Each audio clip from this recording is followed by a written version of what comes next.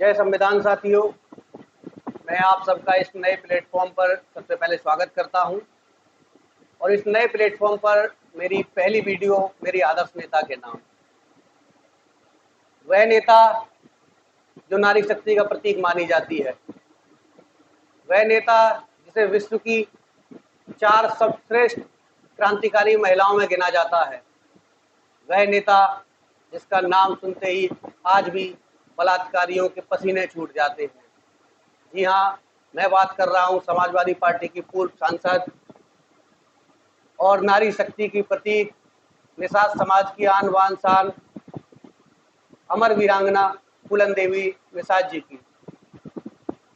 साथियों, आज ही के दिन 10 अगस्त 1963 को फूलन देवी जी का जन्म उत्तर प्रदेश के जालौन जिले की कालपी विधानसभा के एक छोटे से गांव में साधारण परिवार में हुआ। उनकी मां का नाम मूला देवी तथा उनके पिताजी का नाम देवीदीन था। वे अपने परिवार में चौथी और सबसे छोटी संतान थी। संघर्ष फूलन देवी जी के जीवन में उनके जन्म के साथ ही आया था। वह बहुत छोटी थी, तभी गांव के कुछ सावंतियों और उनके पारिवारिक हिस्सेदारों ने उनके पिताजी की जमीन कब्जाने का प्रयास किया। फूलन देवी बचपन से हठीली थी और उन्होंने इसका विद्रोह किया और हट कर ली। साथियों, हम एक ऐसे समाज में जी रहे हैं जहां लड़का रात को 12 बजे शराब पीकर भी आए, मोहल्ले की बहन बेटियों पर बुरी नज़र भी रखे, आए दिन लड़ाई झगड़े भी करे, तब भी हमें सब कुछ स्वीकार है। लेकिन बेटी जरा सा स्वर भी ऊंचा कर ले तो समाज के रोंगटे खड़े हो जाते हैं। यही हुआ फूलन देवी के साथ कि समाज को उनकी निडरता अखरने लगी और 11 वर्ष की बहुत छोटी सी आयु में उनका विवाह कर दिया गया। विवाह के बाद भी उनके जीवन से समस्याओं का अंत नहीं हुआ। ससुराल पक्ष से उनका संबंध नहीं जुड़ पाया जिस तरीके का वह चाहती थी।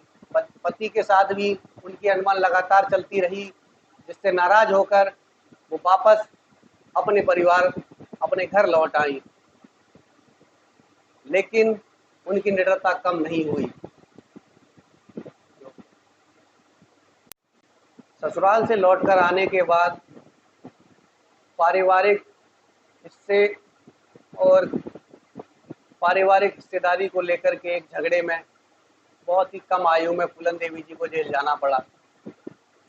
जेल से लौटकर आने के बाद उनके परिवार ने एक बार फिर उन्हें पति के पास भेजने की व्यवस्था की।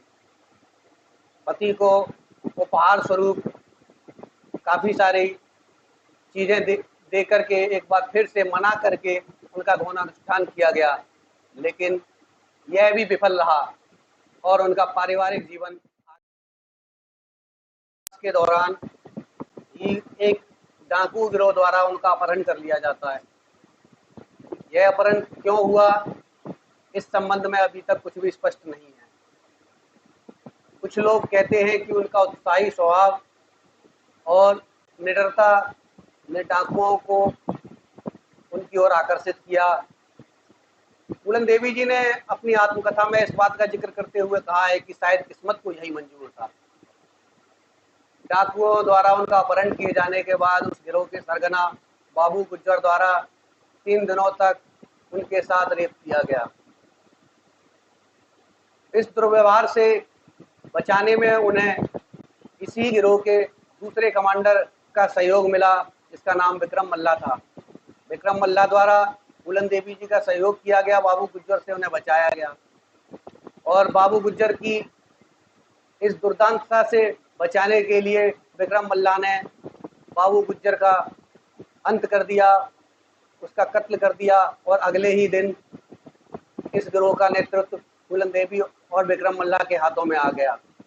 इसके बाद फूलन देवी जी का जीवन एक डाकू के रूप में शुरू हो गया और आसपास के क्षेत्रों में वह बैंडिट क्वीन के नाम से जाने लगी।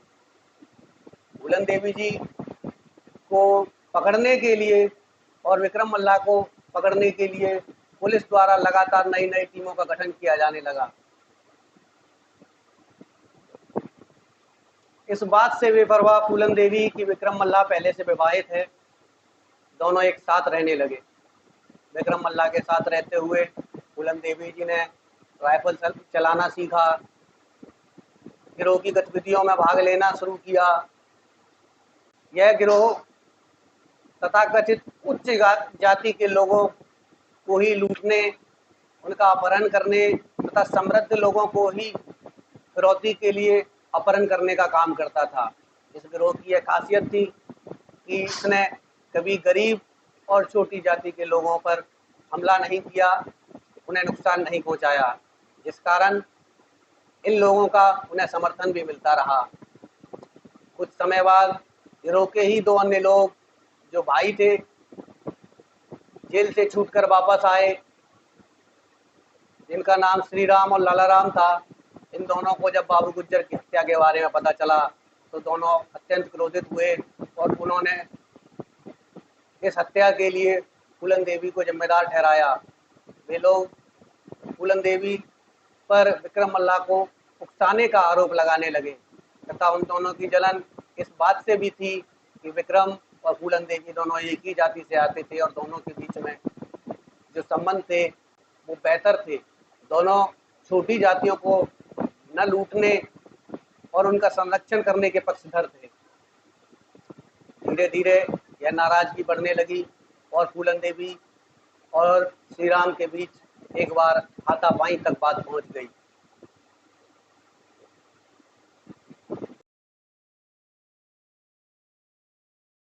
विक्रम मल्लाह और लाला राम के बीच की यह नाराजगी गिरोह के फूट का कारण बन गई और यह फूट लगातार बढ़ती चली गई। लाला राम और श्री राम ने अपनी मध्यम जाति के लोगों की गिरोह में लगातार भर्ती बढ़ाना शुरू कर दी तथा मल्लाहों के गांव को भी लूटना शुरू कर दिया, जिससे विक्रम मल्लाह और फूलन देवी नाराज हो गए और धीरे धीरे ग्रुप का विभाजन हो गया। दोनों के गिरोह अलग अलग हो गए। दोनों गिरोह का विभाजन होने का परिणाम यह हुआ कि लाला राम श्री राम के गिरोह ने एक दिन विक्रम मल्लाह और फूलन देवी के गिरोह पर फायरिंग शुरू कर दी। इस फायरिंग में फूलन देवी जैसे तैसे बचने में कामयाब रही, लेकिन विक्रम मल्लाह की मौत हो गई। इसके बाद फूलन देवी को पकड़ लिया गया तथा 3 हफ्तों तक बहमई गांव में उन्हें नजरबंद करके कैद करके रखा गया।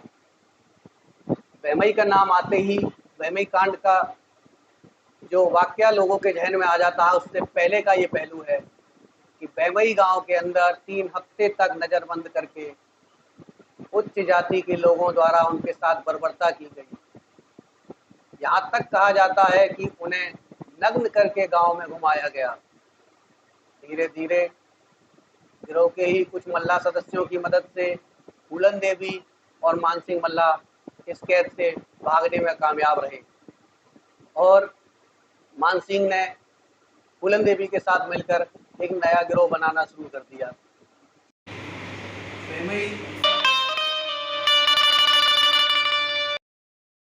साथ हुई बर्बरता के कुछ महीनों बाद फूलन देवी अपने नए गिरोह के साथ बहमई गांव में मार्च करने आई। 14 फरवरी सन 1981 की शाम, जो बहमई कांड के नाम से इतिहास में दर्ज है, फूलन देवी ने गांव में आकर आदेश दिया कि उनके साथ उत्पीड़न करने वाले दोनों लोगों को उनके सामने लाया जाए। बहुत प्रयास के बाद जब वो दोनों लोग नहीं मिले, तब 22 लोगों को एक साथ फूलन देवी ने गोली से उड़ा दिया। यह नरसंहार इतना भीभत्स और इतना चर्चित रहा कि इस नरसंहार के बाद तत्कालीन मुख्यमंत्री वीपी सिंह ने अपने पद से इस्तीफा दे दिया। बड़ी बड़ी टीमों का गठन किया गया, फूलन देवी की तलाशी शुरू हो गई, लेकिन यह सारे प्रयास असफल रहे। यह कहा जाने लगा कि जिन क्षेत्रों में फूलन देवी और उनका गिरोह रहता है, उन क्षेत्रों के लिए वह एक रॉबिन हुड हैं और मसीहा की तरह हैं। लगातार उनकी प्रसिद्धि फैलने लगी और छोटी छोटी जातियां, विशेषकर दलित वर्ग में उनका समर्थन लगातार बढ़ने लगा। यह उनकी लोकप्रियता और लोगों के बीच उनके समर्थन का ही प्रभाव था कि लगातार नई नई टीमों के गठन के बावजूद सरकार उन्हें पकड़ने में असफल रही। जब पुलिस और प्रशासन फूलन देवी को पकड़ने में असफल रहा, तब इंदिरा गांधी जी ने फूलन देवी जी के गिरोह के सामने आत्मसमर्पण का प्रस्ताव रखा। फूलन देवी की तबीयत लगातार खराब रहने लगी थी तथा गिरोह के अधिकांश सदस्यों की मृत्यु हो चुकी थी। इसके बाद गिरोह के लोगों की सलाह के बाद फूलन देवी जी ने भी आत्मसमर्पण करने का फैसला किया, लेकिन उन्होंने अपने आत्मसमर्पण के लिए कुछ शर्तें रखी और उन्होंने स्पष्ट कहा कि उन्हें उत्तर प्रदेश की पुलिस पर भरोसा नहीं है, वह अपना समर्पण मध्य प्रदेश पुलिस के सामने करेंगी। उन्होंने अपने समर्पण को लेकर कुछ शर्तें रखी। उन्होंने कहा वे अपने हथियार केवल और केवल देवी दुर्गा की मूर्ति के सामने डालेंगी और गांधी जी की तस्वीर या प्रतिमा के सामने वे समर्पण करेंगी। किसी भी पुलिस अधिकारी के सामने वे अपने हथियार नहीं डालेंगी। उन्होंने समर्पण के लिए शर्त रखी कि उनके गिरोह के किसी भी आदमी को मृत्युदंड नहीं दिया जाएगा तथा उनके आत्मसमर्पण के समय पुलिस बल के साथ साथ आमजन भी वहां पर मौजूद रहेंगे। फूलन देवी जी की लोकप्रियता का अंदाजा आप इसी बात से लगा सकते हैं कि जब फूलन देवी जी ने चंबल नदी के किनारे मध्य प्रदेश पुलिस के सामने अपने हथियार डाले, तब वहां मौजूद उनके समर्थकों की संख्या 10,000 से अधिक थी। उनके समर्पण के गवाहों के रूप में मौजूद तत्कालीन मध्य प्रदेश के मुख्यमंत्री अर्जुन सिंह भी उस आत्मसमर्पण का गवाह बने। आत्मसमर्पण के बाद 11 वर्ष बीत जाने के बावजूद फूलन देवी पर लगातार मुकदमे ट्रायल के लिए नहीं पहुंच सके। इस दौरान उनका ऑपरेशन भी किया गया, जिसके बारे में अक्सर ये कहा जाता है कि कुछ लोग इस बात का बार बार जिक्र करते हैं कि इस ऑपरेशन के बहाने उनकी कोख तक निकाल ली गई ताकि दूसरी फूलन पैदा ना हो सके। छोटे वर्गों में बढ़ रही थी, लेकिन समय बीतता जा रहा था और उनका केस ट्रायल की ओर नहीं बढ़ रहा था। बहुत समय बीत जाने के बाद समाजवादी पार्टी के कद्दावर नेता और निषाद समाज से ही आने वाले श्री विशंबा निषाद जी ने बहुत अथक प्रयासों के बाद उनकी पैरोल ले ली। उनकी पैरोल के बाद समय बदला। 1994 का वह दौर था जब उत्तर प्रदेश के मुख्यमंत्री श्री मुलायम सिंह यादव बने। श्री मुलायम सिंह यादव ने उत्तर प्रदेश के मुख्यमंत्री रहते हुए यह फैसला किया कि फूलन देवी पर लगाए गए तमाम मुकदमे वापस लिए जाएंगे। उनके इस फैसले ने पूरे देश को सकते में डाल दिया। पूरा देश चौकन्ना रह गया, पूरे देश में चर्चाएं होने लगी। इसके बाद फूलन देवी जी और नेताजी के बीच में वार्तालाप हुआ और नेताजी ने उन्हें चुनाव लड़ने का ऑफर दिया। एक किताब में मैंने पढ़ा कि फूलन देवी जी ने नेताजी से कहा कि नेताजी, हम एक ऐसे समाज में जीते हैं जहां एक स्त्री किसी पराये पुरुष के साथ बात करते हुए भी दिख जाए तो ये समाज उसके बारे में तरह तरह की बातें बनाने लगता है। मेरा तो अतीत इतना अंधकार में है, क्या ये समाज मुझे स्वीकार करेगा? तब माननीय मुलायम सिंह यादव जी ने फूलन देवी के सर पर हाथ रखते हुए कहा था कि बेशक उत्तर प्रदेश में नारियों के बारे में लोग आवाज उठा लें और तरह तरह की बातें कर लें, लेकिन आज भी उत्तर प्रदेश के अंदर किसी व्यक्ति की इतनी हिम्मत नहीं है कि मुलायम सिंह यादव की बेटी के बारे में 2 शब्द कह जाए। तुम चुनाव में उतरो। और मुलायम सिंह यादव जी ने समाजवादी पार्टी के तमाम कार्यकर्ताओं को आदेश दिया कि समाजवादी पार्टी से फूलन देवी नहीं, मुलायम सिंह यादव की बेटी चुनाव लड़ रही है। यह फैसला पूरे देश को चौंकाने वाला था। वर्ष 1996 में मिर्जापुर संसदीय क्षेत्र से फूलन देवी जी ने चुनाव लड़ा और भारी बहुमत के साथ विजय दर्ज करते हुए वह लोकतंत्र के मंदिर संसद पहुंची। 1991 में लोकसभा का चुनाव जीतकर वह एक सांसद के रूप में संसद पहुंची, लेकिन 2 वर्ष बाद ही सन 1998 में एक बार फिर हुए चुनाव में वह अपनी सीट हार गई। इसके एक वर्ष बाद ही सन 1999 में एक बार फिर से चुनाव हुआ और समाजवादी पार्टी के सिंबल पर एक बार फिर से वह सांसद के रूप में चुनकर संसद पहुंची। एक सांसद के रूप में कार्य करते हुए उन्होंने लगातार इस बात पर जोर दिया कि इस देश में बहन बेटियों को भी आवाज उठाने का अधिकार है। इस देश में बहन बेटियों पर अत्याचार करने वालों के साथ सख्ती से पेश आना चाहिए।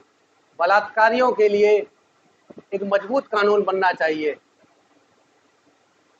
लेकिन उनके जीवन के साथ जो समस्याएं लगातार जुड़ी हुई थी, उनका अंत अभी भी नहीं हुआ था। मानो फूलन देवी जी के जीवन का संघर्ष खत्म हो चुका है और अब वह एक नए रास्ते और एक साधारण जीवन की ओर आगे बढ़ रही हैं। लेकिन शायद किस्मत को कुछ और ही मंजूर था। उच्च जाति के लोगों के अंदर से उनके प्रति ईर्ष्या अभी तक नहीं गई थी। एक सांसद चुने जाने के बाद भी कुछ तथाकथित उच्च समाज के लोगों के लिए आज भी वह एक डकैत थी और उन्हें मारने के लिए उनके निरंतर प्रयास जारी थे। 25 जुलाई सन 2001 की दिन ही वह काला दिन है जब 3 नकाबपोशों ने उनके दिल्ली आवास पर निहत्थी फूलन देवी पर गोलियां चलाकर उनकी हत्या कर दी। उनकी हत्या ने पूरे देश को झकझोर कर रख दिया। पूरे देश में उनके समर्थकों में शोक की लहर दौड़ गई। माननीय मुलायम सिंह यादव के लिए यह एक बुरे सपने जैसा था। अचानक उनका सपना जो है एकदम से टूट गया। यह उनकी पारिवारिक क्षति थी। फूलन देवी जी का मुलायम सिंह यादव के परिवार में क्या स्थान था, इसको इस बात से ही आप जान सकते हैं कि अखिलेश यादव जी की शादी में, जहां परिवार शुरुआत में अखिलेश यादव और डिम्पल यादव की शादी के लिए तैयार नहीं था, उस शादी में फूलन देवी ने एक बहन के सभी दायित्व निभाते हुए अखिलेश यादव को एक बड़ी बहन के रूप में आशीर्वाद दिया। नई बहू को एक बड़ी ननद के रूप में उन्होंने आशीर्वाद दिया। फूलन देवी और मुलायम सिंह यादव जी के बीच के संबंध को आप इस तरह जान सकते हैं कि जब उग्र हिंदुत्व के उस दौर में बाला साहब ठाकरे ने कहा था कि मुलायम सिंह यादव के लिए भी अब एक नाथूराम पैदा करना पड़ेगा, तब वो फूलन देवी ही थी जिन्होंने ललकारते हुए कहा था कि उत्तर प्रदेश की धरती पर पैर रखकर तो देखो, हम बताएंगे मुलायम सिंह यादव किस फौलाद का नाम है। लेकिन साथियों, एक छोटे समाज से, एक साधारण परिवार से आने वाली इस महिला के संघर्ष के बावजूद कुछ लोगों के लिए आज भी फूलन देवी एक विलेन के रूप में नजर आती हैं। आज भी उनकी सोच फूलन देवी को लेकर वही है। लेकिन इस वीडियो के माध्यम से मैं कह देना चाहता हूं कि फूलन आज भी जिंदा है। जब जब कोई बेटी अत्याचार के खिलाफ आवाज उठाती है, तब तब फूलन देवी जिंदा है। जब जब बलात्कारियों को उनके अपराध के लिए कड़े से कड़ा दंड दिया जाता है, तब तब फूलन देवी जिंदा है। जब जब कोई बहन बेटी तरक्की करके आगे बढ़ती है, तब तब याद आता है कि फूलन देवी जिंदा है। जब कोई नारी, कोई बहन, कोई बेटी इस समाज की बेड़ियों को तोड़ते हुए, इस समाज की रूढ़िवादी परंपराओं को चुनौती देते हुए आगे बढ़ने का फैसला करती है, तब तब याद आता है कि फूलन अभी जिंदा हैं, फूलन अभी जिंदा हैं। जय संविधान।